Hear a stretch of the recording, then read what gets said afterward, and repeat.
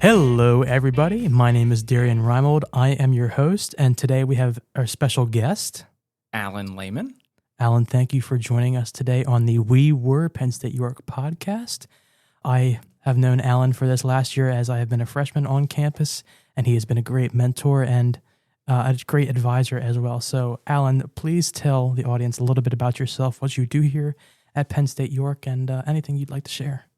So for Penn State York, I am the director of the Graham Center for Innovation and Collaboration, which is somewhat humorous because when I started, I was the director of the Graham Fellows program because the building wasn't completed yet. And so my primary role is to really lead our Graham Fellows program for Entrepreneurial Leadership program, which is unique to us here at Penn State York. I would say we have a sister program across town at York College of Pennsylvania.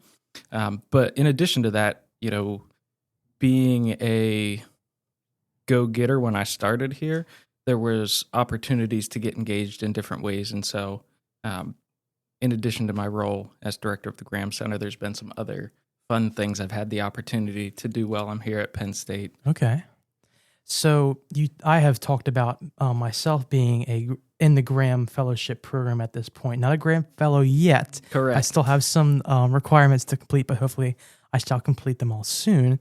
Can you give me the big and a wide version of what the Graham Fellowship entails, how students get to be a part of that, and exactly what do they do? Yeah, if I distill it down to its simplest form, really we help students make the transition from student to young professional. We recognize students are going to come to Penn State and get a great education in their area of expertise. But how do we set them up for success so that, in the words of our philanthropist, Mr. Graham, how do we bridge that gap so that companies in the local area don't spend 6 months to a year getting students to that confidence where they feel like they can contribute? How do we shorten that so that they can walk in day one and feel confident, prepared, and ask the right questions, make the right steps, and really alleviate some of the training requirements for a new employee? Mm-hmm. And would you say that how many people would you estimate have gone through the program since you've started here? So we are in the 130s in terms of Graham Fellows. So that would be students that went through our program, successfully completed, with one of our requirements being earning a Penn State degree. They don't earn Graham Fellow status until they graduate. And so we're at about 130 of them.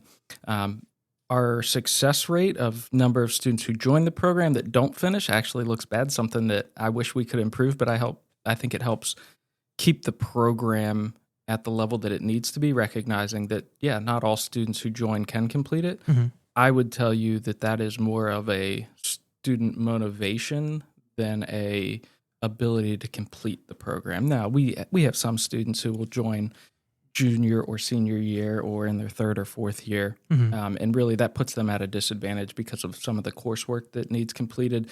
If they've knocked out all of their electives already, general humanities credits, it makes it a little bit harder for them to complete.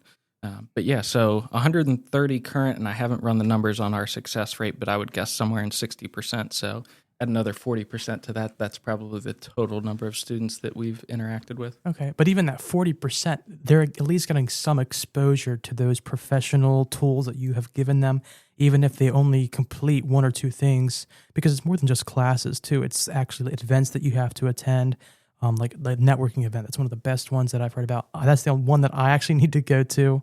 There's career networking that you have to do. There's some resume reviews that you can go to, cover letter writing. Even if they didn't complete the program, they only went to one event, they still got more professional advice and are better along on their path to being a full-time professional because of that one interaction with the program. Yeah, so I have a fun kind of anecdote about that. So every year we would try and hard charge recruitment of new students for the program, really from the start of the semester up through October 1, recognizing that we could sequence them through the major program requirements in a year. And so our motto was really, if we were talking to a student about potentially joining the program, we would go ahead and invite them to our business etiquette session, whether they had applied or not. And so the philosophy was, we have the seats available. We're not going to do any harm to the student by inviting them. And so either one, they went, they experienced it, and were like, yep, I want to be a part of this. Or two, they came and decided, maybe it's not this, maybe it's Future Business Leaders of America Collegiate Chapter, maybe it's the Biology Club, SGA, University Programming Board, you name it, Yeah.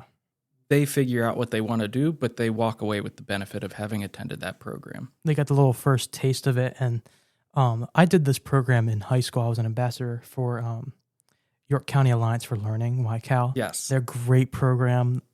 They send students on one-day trips. It's about 4 or 5 hours to different local businesses or organizations that they can learn a little bit about what they want to do.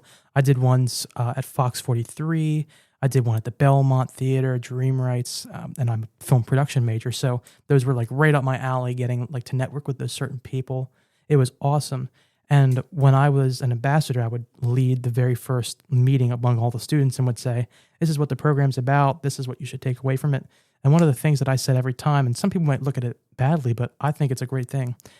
You can love this program and know exactly what you want to do, and that's why you came.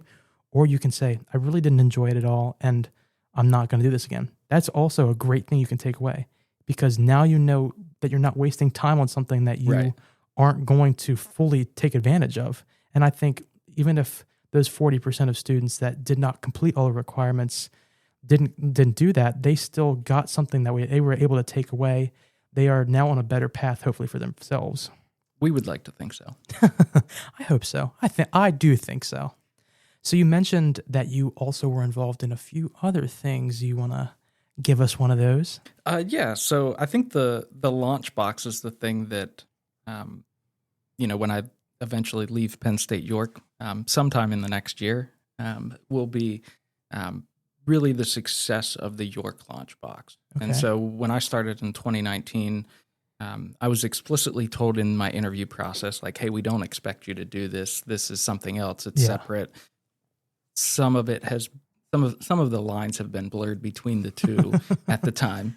And so really walking in the door, it was like, all right, let me get my feet underneath me for the Graham Fellows program, figure that out. And then 2019, no, it would have been 2020, pre-pandemic 2020. Ooh. So I think January timeframe. We had 2 administrators from University Park come down and meet with a group of us that the chancellor put together. And it was me, our director of continuing ed, and 3 faculty members. Okay. We sat down in the chancellor's conference room, and the question the administrators asked was, where are you guys at with the launch box? And everybody kind of looked around the table at each other because, quite frankly, nobody had been assigned it. Nobody was gung-ho to take on extra work. And so it was kind of like, all right, well, this is uncomfortable. Walk out of the meeting, and, a big part of what I believe makes somebody successful is reflecting on the day and thinking about, did I handle a situation correctly? Could I have done something different? That day, my thought was, I'm not trained for that role necessarily, but I could do more than nothing. And so I don't remember the time frame. I went to our chancellor at the time, Dr. David Christensen, and said, hey, I don't know that I'm the full-time guy for this, but I think we could stand up a speaker series and I could start laying the foundation here and figure it out. And so he essentially blessed me to go on a wild goose chase and solve this for him. And so really, first things first was I've got to understand what the York launch box would be. What would it even be called? What would that look like? And so started meeting with people. And so I've had the opportunity to meet kind of up through the university ranks with the folks through Invent Penn State. At the time, Happy Valley Launchbox was led by Lee Erickson. I was up there for a meeting and just stopped by the office and asked her a couple questions. And I would say, as any good network of people, they wrapped their arms around me and pulled me in tight. It was really refreshing how open to sharing everybody across the state was. And so if I look at the Launchbox network as a whole, and really they're not all labeled as launch boxes, but what it boiled down to was, if you think about Penn State's land grant mission from a ag extension view, okay, this is that for entrepreneurship. So the launch box is outreach for entrepreneurship. And so Interesting. each campus does it a little bit different. Some are more focused on their students and tie in the community. Others focus on the community and tie in the students. So if we sequence through, they have anything from an idea design lab, which is really, hey, I want to be an entrepreneur. How do I take my skills, interest, passion, hobbies, and tie that up into a business model that people would pay me for? Yeah. Then the program that we would often run in conjunction with some other launch boxes was our idea test lab. And really that is all about customer discovery and fine-tuning your work. And so for us, it was essentially about a 2-month-long program, and we'd meet once a week, but they would have significant deliverables, like going out and talking to 10 potential customers a week. Not to spill the beans or pitch their idea, but to understand how they're currently navigating the challenges, and then take that feedback and drive an idea forward. And then there's, some higher level, there's a fast track accelerator, the summer founders program that essentially pays student entrepreneurs, I think it's $15,000, to work on their business idea for the summer, living up at University Park and engaging in this program as a means for them not to have to make money elsewhere. That's why that stipend is involved. And then we also have the INCU competition, which has taken a couple variations, but think Shark Tank style competition for Penn State students. And we actually have had one student participate in the Summer Founders program, and that same student actually won the INCU competition. I'm going to forget the year off the top of my head, but for me, it was really cool to see kind of how that played out just in a 3-year window. So, year one was really getting things stood up. And I think for me, one of the most beneficial things from taking on the Launchbox was actually going out into the community and talking to the resources that currently existed. And to be honest, York is in a great position. So we've got the Shippensburg Small Business Development Center, so I got connected with them. We have the J.D. Brown Center over at York College. Then you've got Susquehanna SCORE, York County Economic Alliance, and their Bloom Empowerment Center, which if you are a aspiring entrepreneur in the York area, check out all of these resources because there are a ton of things that you can learn without paying for it. That's awesome. You always want those free resources to be available to you at all times. I know I'm probably going to be checking out some of those things. I mean, because as much as I love doing my hobby, being a film production person, I want to make some money, Right. Money's a driving force for me to buy 10 more cameras that I can have sit around the house. Yes. Well, I think that's everybody with their hobbies. If they can make enough money doing their hobby to sustain it, it's even better. That's true. Golf, I don't know how you do that with golf unless you're playing professionally. Yeah. Or gambling. Some people make a big career out of that. This, I forget exactly how the saying goes, but it's like, if you really do love your job, you never work a day in your life. Yes. And I do believe in that, because while what I'm doing is not exactly what I do to make money at this point, if I could truly monetize and make an actual career enough to make a true living off of what I have done, then I would absolutely do that. I would spend 1.5 million hours on it if I could. Great. Stay the course. So you mentioned the competition and how a Penn State York student has won at some point. What are some of the other notable things that the Launchbox has done, either for students here or connected with, or the community in York? I think for the Launchbox, one of the interesting things was I didn't know what I didn't know. And so a lot of times it was just going out and asking questions and seeing if there was interest in something, and making those connections led to programs. So one of the programs we ran, and I should mention, about the time I took on the Launchbox, COVID-19 pandemic took off in March, spring break. So essentially I'd volunteered to do this thing, and 2 months later, it's like, hey, guess what? You've got to do it all virtually too. Oh, wonderful. Which actually worked out really well, because we had a co-working space that opened in October of 2019 in downtown York, the Grotto Community Center. And part of my, I'll say, listening tour, really just meeting with people, I recognized that if we as Penn State York opened a launch box with free co-working, we had the potential to put them out of business. And so I didn't talk widely about it at the time, but for me, it was always, hey, this thing needs to be virtual. We don't need a physical space. We don't need to pay for the overhead. I think we can be just as successful partnering, relying on the community partners, relying on Penn State resources. And so that, for me, kind of pointed us in the direction of when the pandemic happened, it was like, hey, just stay the course. We've got this. Obviously, drones have been a big talking point. You and I have spoke about them as recent as today. And I just bought a drone, so I'm getting a little bit into that. Drones came up, and we reached out internally. I'm going to forget her last name here in Penn State, so I'll leave it out. And we said, what do we as Penn State employees, potential entrepreneurs, what should we know about drones? And so we met and we chatted until it was all said and done. They were going to facilitate a session for us, an hour to 2 hour session on everything you need to know to operate a drone for business or recreation. Anything from FAA regs, they'd take questions from the audience, and we had been running everything kind of open Zoom meetings. You had to register on a site. So we were pretty security savvy because we had to facilitate on Zoom. That session got, and don't quote me on this, but I think it was something like 800 or 900 people registered for it. And 900 people. I need to go back and look because it was ridiculous. Whatever it was far surpassed anything we could have imagined. And so what we found out then was there was a website for people who flew drones, and I assume a prominent one because obviously the word got out very quickly. We panicked a little bit internally.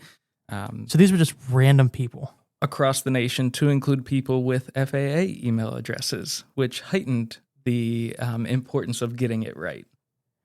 How and this is just supposed to be York, like? Well, because our stuff was virtual, we just said, open it wide open. It's not costing us anything to run it other than our time. We had a volunteer facilitator. And so for us, it was like, okay, let's run with it. So we reached out to the facilitator, gave them a heads up, like, hey, listen, this thing's blowing up. We need to make sure that you're comfortable with this. Here's what we're thinking. So instead of a traditional Zoom meeting where everybody can talk, we switched to a webinar, gave us some added security just because we couldn't keep tabs on everybody who was registered. Yeah. Until it was all said and done, we had an amazing session. I thought it was well worth its time.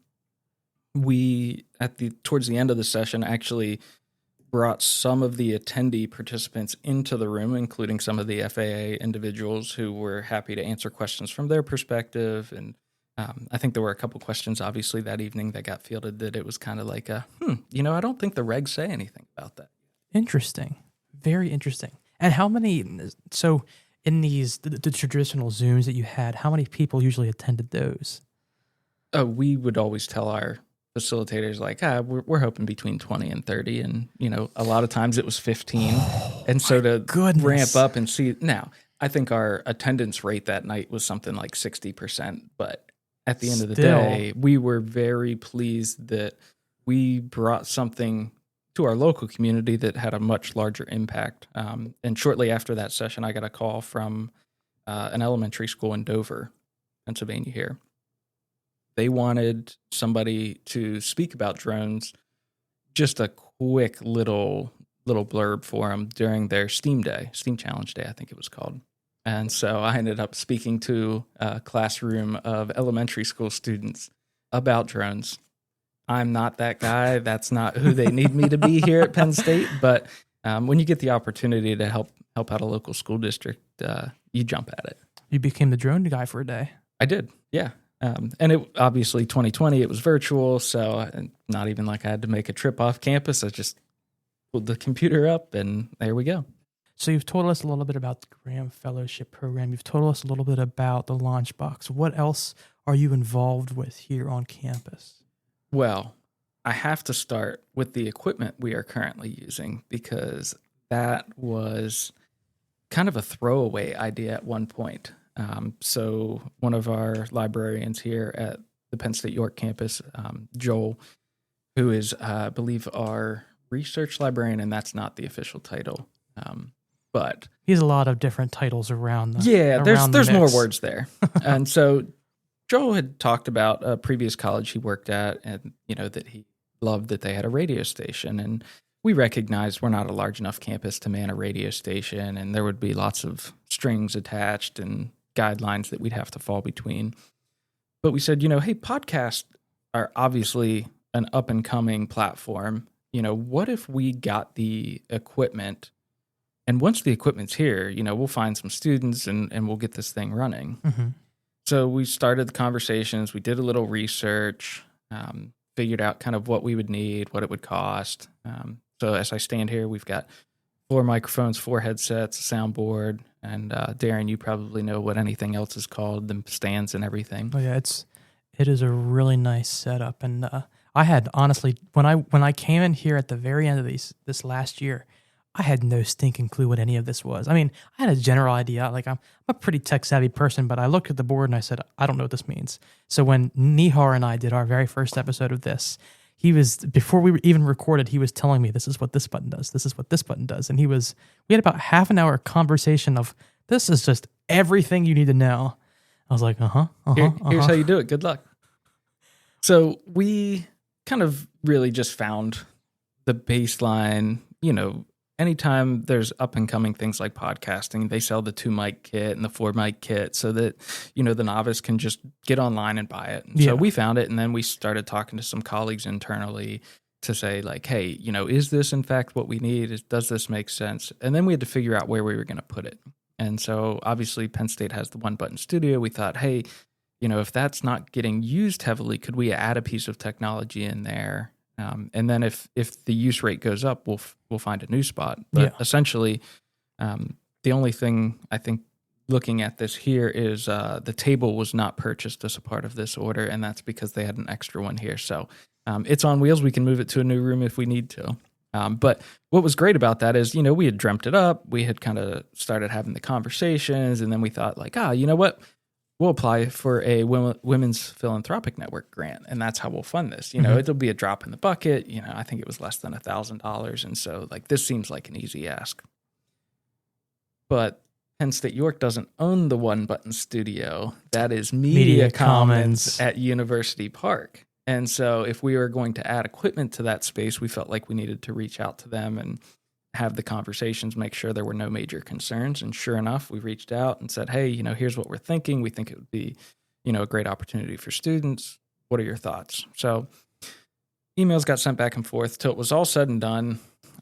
They talked to their people up there and said, hey, Media Commons would like to purchase the equipment for you.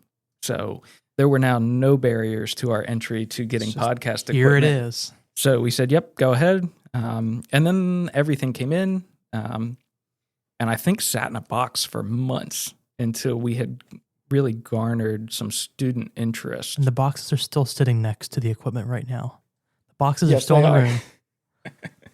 That's great.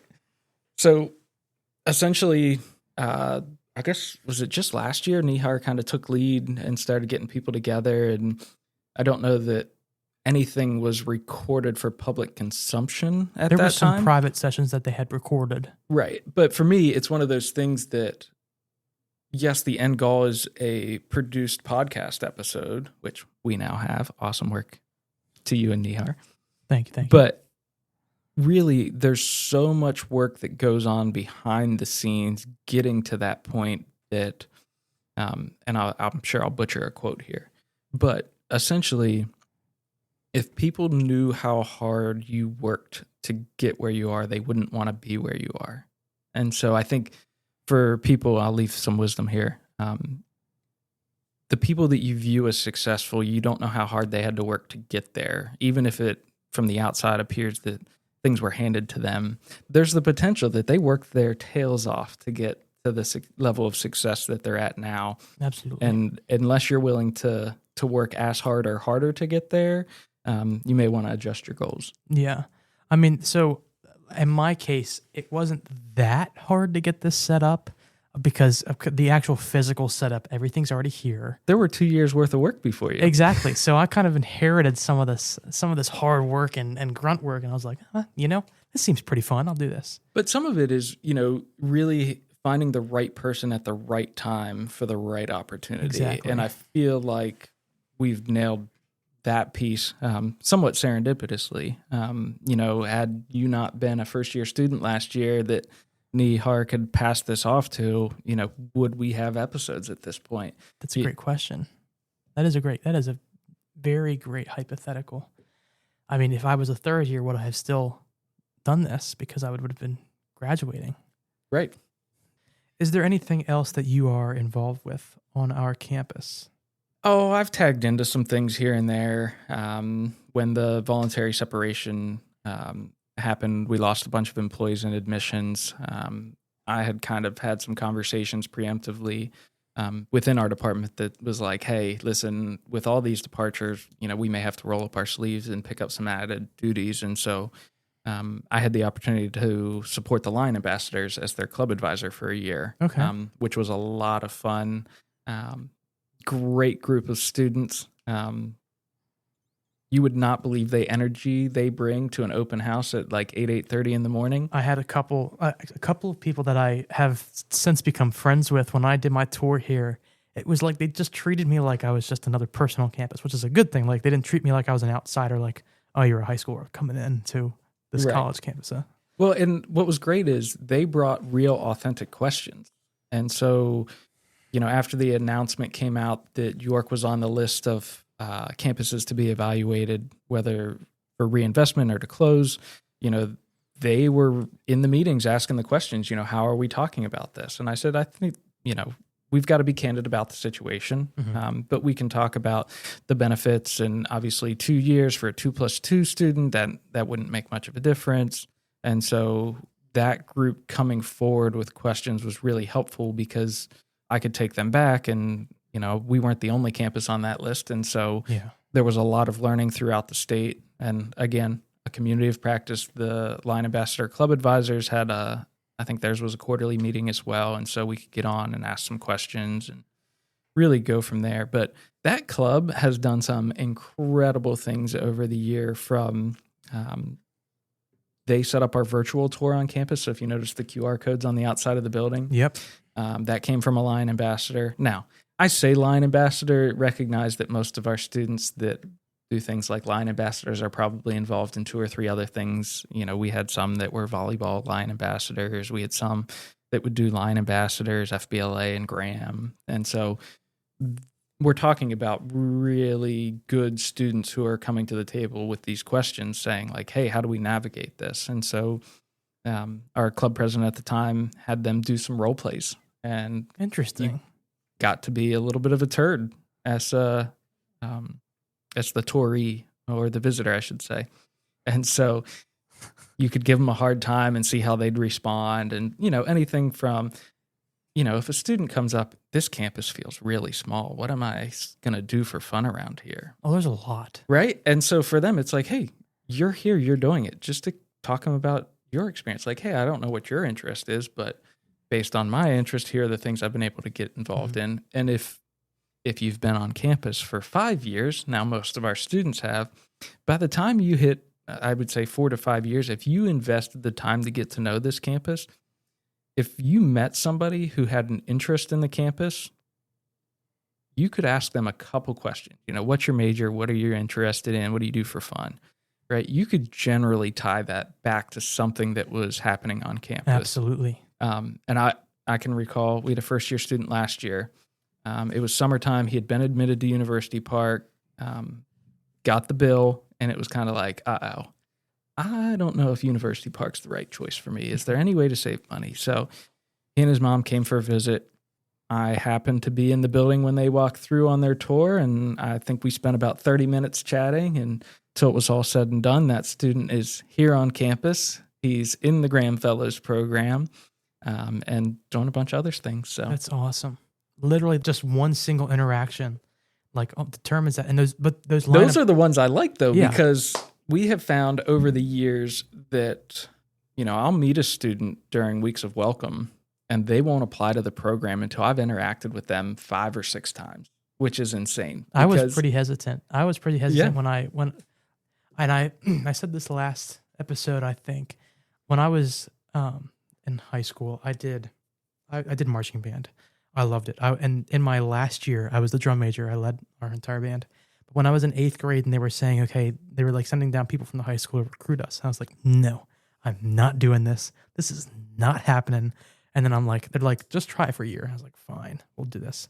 And you saw where I ended up. Right. When I was applying to colleges and when I got accepted and was coming here, I was like, I'm not going to get involved in a lot.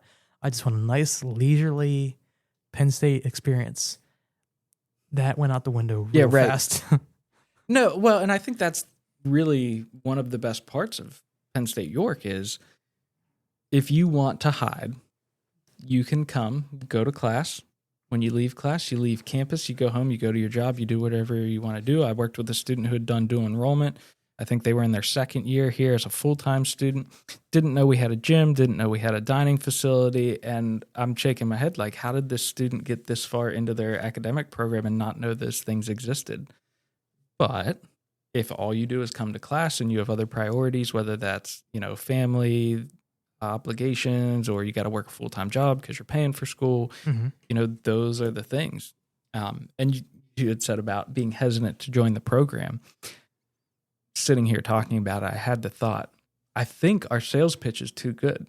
This program is too good to be true. You're going to teach me how to be a young professional and it doesn't cost me anything? Yeah, right. What's the catch? Big scam over here on Penn State York campus. Right. And so when you look at that, if you've been raised like, hey, if it's too good to be true, it probably is, that's us. And really, it's funny when we see our current Graham candidates or Graham fellows pitching to prospective students. A lot of times it's, oh no, the people there are lovely and you'll learn a lot. It's one of those things that we do try to create a community. And that was, one of the things I saw when I came in. Our students didn't all know each other as sophomores, 2nd years, 3rd years. And I couldn't get over how? Aren't you guys going to all of the same events? And so what we did was we started the Graham Gatherings, the more fun events. And that's not to say they weren't doing them before.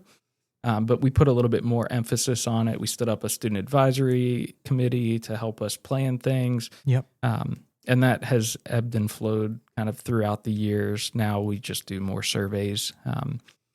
Part of the issue with getting a group of 6 students together at the same time is nobody's schedules align. And so unless you're meeting at 7 a.m. or 10 p.m., good luck getting them all in the same room because they're all active. They're doing stuff.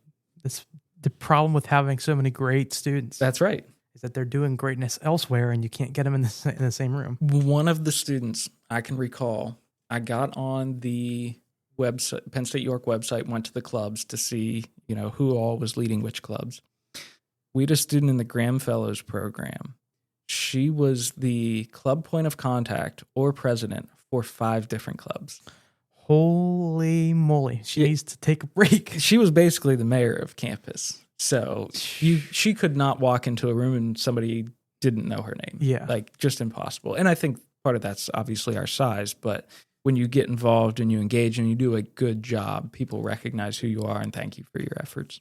That's really cool. That is a great part of our campus. So, Mr. Allen, you told us a lot about all these other great things on our campus. Do you have any questions for me about my experience, anything about me here at Penn State York? Yeah. I'll throw at least 2 at you, and we'll see if more pop in my head as we go. Uh-oh. So the first one, I'm not going to ask you why you chose Penn State York. I'm sure somebody else has or will ask you that. So what surprised you most about the Penn State York campus? Interesting question. The thing that surprised me most was how easy it was to get things done. So okay, say more. As a senior, junior in high school, I was part of 10 to 15 different organizations. I had a lot of things that I was doing, and a lot of the time, because it's a high school and you're a high school student, you had to jump through a lot of hoops. But Westbrook did a great job. I went to Westbrook High School. They did a great job of letting me get those hoops done as great as possible and as efficiently. But I was like, college is going to be a lot different because it is such professional. It's the next level. There's going to be so many more hoops to jump through because you have to do things so specifically so you don't get in trouble. I mean, when I came here, I was like, I don't even know where to start. But then I started my own club right away as a freshman. I was like, I don't know what I'm doing.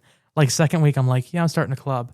It was easy. All I had to do was say I have this many members, write a little constitution off of a template, and we were on our way. And I've done so many great things with them. We've done a couple trips. We've had a couple meetings where we just talk about ideas. So that kind of stuff where it's just like, oh, I don't have to wait 4 weeks to get a response for this. I can literally walk across the campus in 5 minutes, go talk to that person, get that done, walk back, fill out something, and it'd be done like within a week. Yes. So the ease of everything on this campus really surprised me. It's like, wow, I don't have to worry about this for this long. I would like to assume that that's the case on other small Penn State campuses, but I haven't worked on them, so I couldn't say. But I think would you agree with what I'm saying I would. now? And I think some of that just stems from, I think, the faculty and staff that are here on campus that, you know, I think we work to empower students to do really cool things. Absolutely. But we also have personal relationships. So, like, yes, we're all here at work, but that doesn't mean that we only interact at work. You know, that. And I think part of that is people here are friendly. And that's not to say if you were a new faculty or staff member that you'd walk in and feel that warmth day one, although I think we still do that really well. I think what it leads to is people don't hesitate to pick up the phone and call and ask a question or say, hey, you know, I'm working on this challenge. Can you help me? And so I think that really is seen kind of perfectly in your story that like, oh, I want to start a club. And I'm sure the first person said, go talk to student affairs. And then you were instructed and, oh, you need to find an advisor. Okay, let's find you an advisor. So I think that's great. So I'll go with my second question for you then. Shoot. And that is, what have you enjoyed or appreciated most about Penn State York? That's a hard question. And it's, you know, people, it's like the general answer. There's so much, but genuinely there's so many things that I've appreciated here. I think it kind of goes along with my answer to the last one. I appreciate that the staff and faculty here have entrusted me with so many things. So it's like I kind of like jumping through those hoops again. You know, if you're an untrustworthy person, they're going to make you go through a little bit more. But because they've trusted me and because I've shown that I'm able to be trustworthy, you know, they've made so many things so easy for me to do. Like I have an idea to help the campus in this way. They're like, okay, here's what you need to do. Go to here, here, here. We're going to make it so easy for you. And I really appreciated that. Yeah, they removed the barriers for you. Exactly. I like that. Exactly. And I really appreciate them, the staff and faculty especially, helping me out if I ever had issues. Like one of the 2 film trips that I went on this last year, the bus company completely ran out of buses that I was going to use. So I was like, how the heck am I going to be able to do this? And I think it was Scott Simons and Jeff Barkdahl. They were pulling a couple of strings for me. They found another bus company. They said, we're going to contact them. They did, and they got it all set up. Like it was so... That's amazing. It was so easy because they trusted me in knowing what I was going to do, and I put my trust into them, and everything just came to fruition, even if there was a change of plans last minute. That's great. So I appreciate that the people here, because they're so friendly, because they're so nice, and they've built these interpersonal connections, they trust each other to do their job. They trust each other to go beyond their job and do what is in the best interest of each other and the students. And that is one thing I don't think I would have found anywhere else. Okay, so that'll tie in to my third question. So obviously you've had 1 year experience at this point. We're looking out at the horizon. What do you view as the biggest challenge for the next year, either for you individually as a student or for students in general at Penn State York? I think the hardest thing at this point is going to be to get everybody together. So there's going to be, we had so many great events this last year and people came together, and our enrollment at this point for this next year, because there have not been any new students, and a lot of our sophomore students this last year had to move to different campuses. So that way they're not in the wrong path at this point to not complete their degree here, there are so little students that while these students here are going to be dedicated to this campus, I do believe there's a lot of dedicated students, it's going to be hard to get everybody together to really do some things. I mean, there's going to be events that people come to and go to and whatever, so on and so forth. But because everybody is figuring out their plan, I mean, let's say you were a sophomore that stayed here for your junior year, your final year. If you want to complete your degree, you're going to have to, really pack in the credits. You're not going to be able to focus a lot on the extras of this. Oh. And let's say you're an upcoming sophomore this year, like I am. You are having to figure out, okay, maybe I wanted to stay here. What am I going to do now? Or you're a senior. I got to figure out what I'm going to do for my job. Maybe some of the courses that I was going to take for this are not here anymore. So now I'm going to figure this out. Excuse me. There are so many extra challenges that come along with the campus closing, and not the challenges of the people that have been created by the people here. Right. It's just a byproduct of the campus closure that are really taking away from the visions of the students being able to be focused on something else other than purely academics. Okay. And so maybe we should run some lunchtime mixers down at Rosie's to get people together, start seeing who's coming out to events, figuring out. Interesting. And okay. You want the same students to come to a lot of the events, but you want not new the same faces. 10. Exactly. You want new faces. And I think getting more than those same 10, that's going to be our biggest challenge. But once you do it, once you establish those connections with those other people, I think it's going to become much easier. But just coming into the fall and having knowledge of only certain people that you know are going to come, right, it's going to make it harder to identify those others, like this person is interested.